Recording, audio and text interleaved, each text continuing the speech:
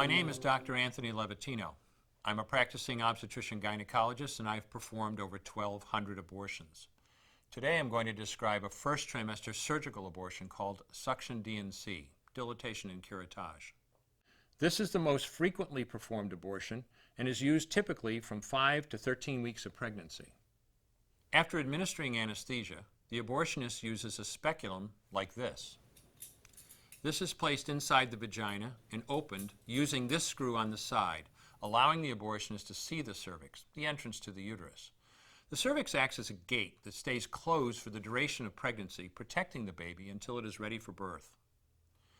The abortionist uses a series of metal rods called dilators, like these, which increase in thickness, and inserts them into the cervix to dilate it, gaining access to the inside of the uterus where the baby resides. The baby has a heartbeat, fingers, toes, arms, and legs, but its bones are still weak and fragile. The abortionist takes a suction catheter like this one. This is a 14 French suction catheter. It's clear plastic, about 9 inches long, and it has a hole through the center. It is inserted through the cervix into the uterus.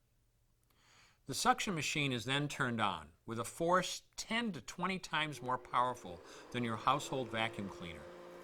The baby is rapidly torn apart by the force of the suction and squeezed through this tubing down into the suction machine, followed by the placenta.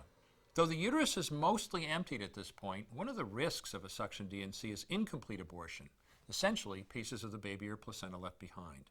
This can lead to infection or bleeding. In an attempt to prevent this, the abortionist uses a curette to scrape a lining of the uterus. A curette is basically a long-handled curved blade.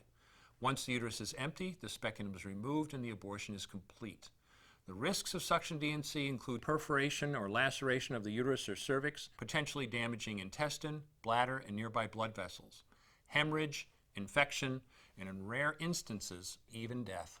Future pregnancies are also at a greater risk for loss or premature delivery due to abortion-related trauma and injury to the cervix.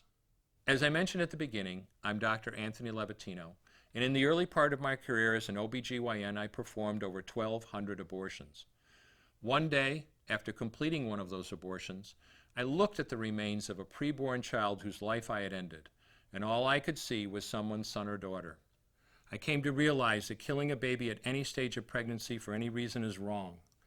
I want you to know today, no matter where you're at or what you've done, you can change. Make a decision today to protect the preborn.